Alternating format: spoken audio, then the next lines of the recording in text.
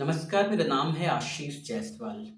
आज की जो कहानी है, वो कई सारे सवाल खड़े करती है।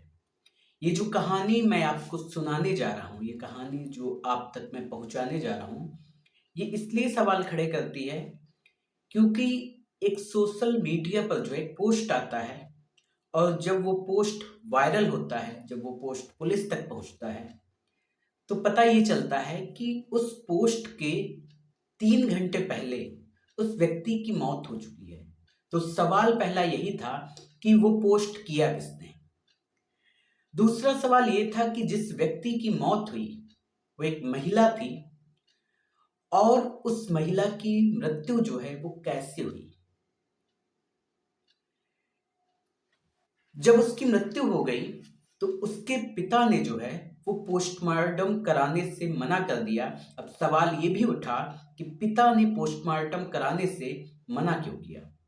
इसके अलावा सवाल ये उठा कि वो एक आम इंसान नहीं थी, एक साध्वी थी और जब जोधपुर में वो रहने आई थी, उस वक़्त एक छोटी-सी कुटरिया हम जिसको बोलते हैं, छोटी-सी एक झोपड़ी थी जिसमें वो रहती थी। धीरे-धीरे वक़्त बदला, समय बदला, मेहनत की, लोगों को वो पसंद आई, उसकी कथाएँ पसंद आईं और धीरे-धीरे वो जो है, वो कुटिया जो थी वो महल बन गई। उस महल में एक दिन वो जब अजमेर से कार्यक्रम करके, अजमेर में एक कथा का कार्यक्रम करके जब वापस जोधपुर आई, उसी घर में उसकी हल्की सी तबीयत खराब थी। उसको एक इंजेक्शन दिया गया और उस इंजेक्शन के 3 सेकंड बाद ही उसकी तबीयत खराब होनी शुरू हो जाती है और कुछ ही मिनट बाद उसकी डेथ हो जाती है। ये कई सारे सवाल थे। खैर, जब हम ये स्टोरी कर रहे हैं तो कुछ चीज़ों का खुलासा हो गया कि वो इंजेक्शन कौन था। जिस व्यक्ति ने इंजेक्शन दिया वो डॉक्टर नहीं, कंपाउंडर था। जब हालत खराब हुई तो उसको एक बड़े अस्पताल में ले जाया गया, लेकिन डॉक्टर जो हैं बचा नहीं पाए। कुछ समय पहले एक वीडियो भी वायरल हुआ था जिसमें आप देखेंगे कि वो अपने पिता से गले मिल रही हैं। इसके बाद ये वीडियो जो है ये सोशल मीडिया पर एक गलत तरीके से पोस्ट किया गया और उसके बाद जो है वो काफ़ी डिप्रेशन में भी आई। अब जब ऐसी चीज़ें हम सुनते हैं तो हम ये कहानियाँ ये बताती हैं कि पैसा बहुत ज़रूरी है जीवन में, लेकिन लग्ज़री लाइफ़ के साथ-साथ हमारी जो मेंटल स्थिति है, क्या वो भी मेंटेन है या नहीं है? अगर वो ठीक नहीं है, तो कई बार जो पैसा, जो शोहरत हमने कमाई है, वो हमें नुकसान पहुँचा जाती है, दुःख दे जाती है। आज की कहानी जो है, वो एक ट्रक ड्राइवर की है। एक ट्रक ड्राइवर जो राजस्थान में ट्रक चलाता था और ट्रक चलाने के दौरान उसने ये देखा कि उसकी जो धर्मपत्नी थी, वो धार्मिक कामों में जो है काफ़ी व्यस्त रहा करती थी। महीनों तक वो व्रत रहती थी, अन्न को त्याग देती थी। जब ये सारी चीज़ें चल रही थी, तो धीरे-धीरे उस ट्रक ड्राइवर को ये एहसास होने लगा कि इस धार्मिक काम में अपनी पत्नी का साथ मुझे भी देना चाहिए। वो ट्रक ड्राइवरी छोड़ देता है। दोनों पति-पत्नी जो हैं, वो धार्मिक कामों में व्यस्त हो जाते हैं। कुछ समय बाद जो है देखा जाता है कि उनकी बेटी जो थी वो 5 साल की हो चुकी थी और उसी दौरान जब ये सारी चीज़ें चल रही थी, दोनों पति-पत्नी ने ये डिसाइड किया कि वो 4 महीने का एक व्रत रखेंगी जिसमें वो अन्न ग्रहण नहीं करेंगी। वो व्रत शुरू करती हैं, कुछ वक़्त तो चलता रहता है, लेकिन फिर उनके जो भाई होते हैं, उनको ये एहसास होने लगता है कि कहीं इन लोगों की मृत्यु ना हो जाए, कोई अनहोनी इनके साथ ना हो जाए, इसलिए वो उनका व्रत तोड़वाने की कोशिश करते हैं। लेकिन जब वो व्रत तोड़वाने की कोशिश करते हैं, तो ये लोग जो हैं अपना जो उनकी जन्मस्थली थी, जो उनका पैतृक गाँव था, वो छोड़ देते हैं और वहाँ से जो है ये जोधपुर की तरफ निकल आते हैं। जब ये जोधपुर की तरफ निकले थे तो इनके साथ में लगभग इनकी एक बच्ची थी, जो कि उस वक़्त वही कुछ 4 या 5 साल की रही होगी। और जब ये जोधपुर में रह रहे थे तो कुछ समय बाद जो है उस बच्ची की माँ की मौत हो जाती है, और उस बच्ची का नाम था प्रेम बाईसा। ये तस्वीर जो आप देख रहे हैं, बाकी सारी चीजें देख रहे हैं, ये उसी से रिलेटेड है। जब इनकी मृत्यु हो जाती है, इनकी माँ की मृत्यु हो जाती है, तब पिता ने ये देखा कि बेटे भी जो है वो धार्मिक कामों में संलिप्त है। वो भी बड़े अच्छे से जो है कथाएं सुनती है, कथाएं सुनाती है। और ये कहा जाता है कि पहली कथा जो है प्रेम बाईसा ने जो है 12 साल की उम्र में की थी, और इसके बाद जो है उन्होंने कभी पीछे मुड़कर नहीं देखा। जब इनकी अभी मृत्यु हुई है तब इनकी उम्र बहुत ज्यादा नहीं, लगभग वही 25 से 26 साल इनकी उम्र थी। जैसे जैसे प्रेम बाईसा आगे बढ़ रही थी, वो उनकी कथाएं जो हैं, जब 12 साल की थी, जब वो उन्होंने राजस्थान में जब कथा की पहली बार, लोगों को बहुत पसंद आई। उनकी जो कहानी सुनाने का, जो कथाएं सुनाने का तरीका था, वो बहुत पसंद आया। वो देखते ही देखते जो है वो पूरे राजस्थान में फेमस हो जाती है। पिता जब ये सारी चीजें देखते हैं तो वो जोधपुर की जो जमीन थी, सॉरी, जो अपने पैतृक गांव की जमीन बेचकर जो है वो जोधपुर में कुछ जमीन खरीदते हैं, और वहीं पर वो जो एक कुटिया बनाई थी, वो कुछ समय बाद जो है धीरे धीरे जैसे जैसे वो अपनी कथा करती हैं और रोज डेली जितनी मेहनत हो सकता है वो करती हैं, उसके बाद जो है वहां पर एक वो कुटिया जो है वो कोठी में तब्दील हो जाती है। अब अभी जब हम बात कर रहे हैं तो 27 जनवरी की ये बात है। उन्होंने जो है अजमेर में जो है एक प्रोग्राम किया। प्रोग्राम करने के बाद जो है वो जो प्रेम बाई सौ जो थी, प्रेम बाई सौ वापस आती हैं जोधपुर। जोधपुर लौटने के बाद वो अपनी कोठी में ही थी।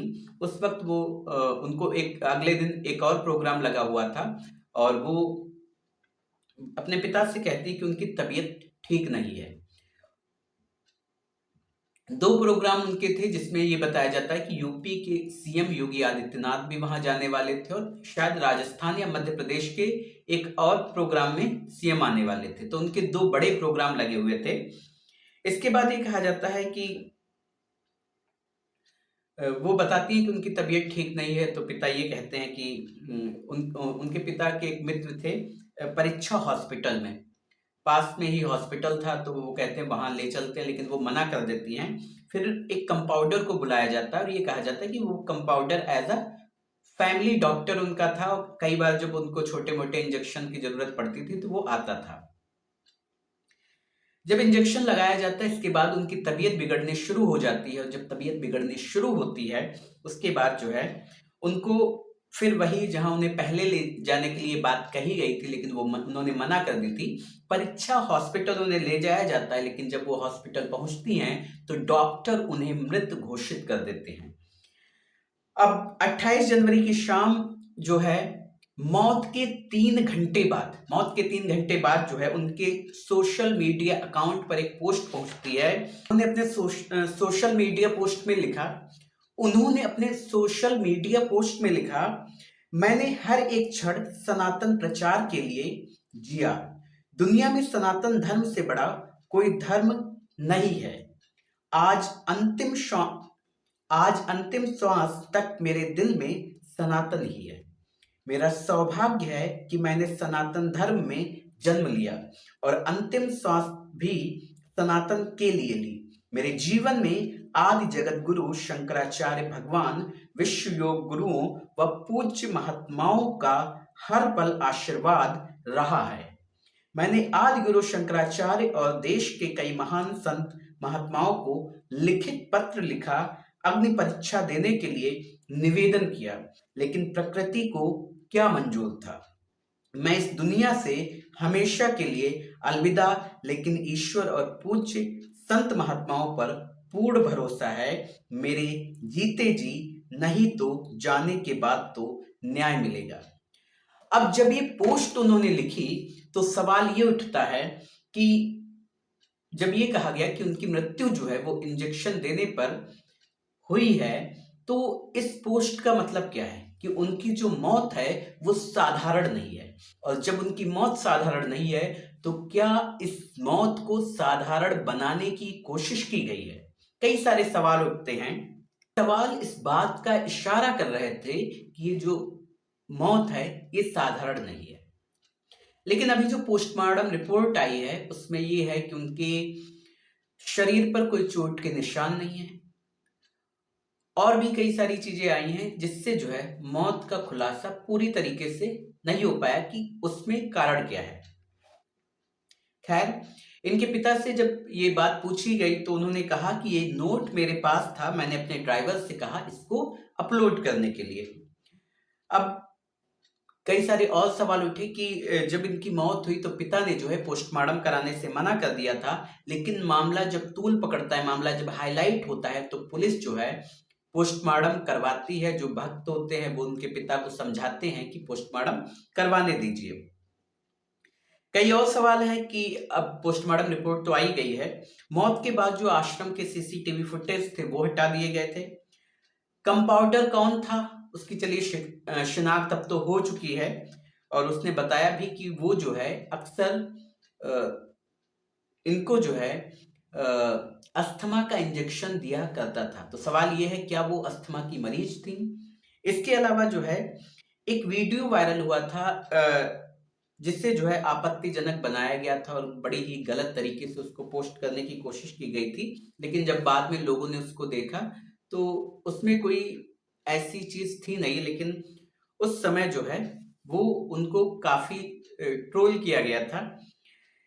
ये जो वीडियो था ये उनके ही आश्रम के एक सीसीटीवी फुटेज में रिकॉर्ड हुआ था और उसी सीसीटीवी फुटेज को उठाकर जो है उसको एडिट किया गया। एडिट करने के बाद जो उसको सोशल मीडिया अकाउंट पर अपलोड कर दिया गया।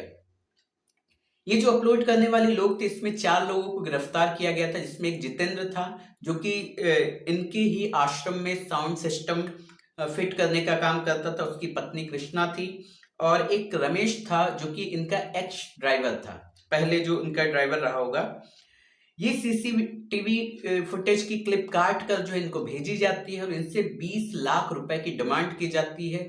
डिमांड जब नहीं पूरी होती है तो वो लोग जो है इसको थोड़ा एडिट करते हैं, थोड़ा इधर उधर करते हैं, उसके बाद जो है इसको अपलोड कर देते हैं।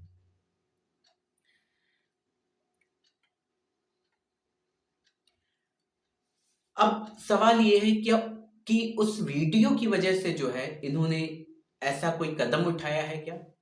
लेकिन फिर ये सवाल उठता है कि कोई भी व्यक्ति 6 महीने बाद ऐसा क्यों करेगा? अगर उन्हें कुछ ऐसा करना ही था तो वो उस वक्त क्यों नहीं उन्होंने किया?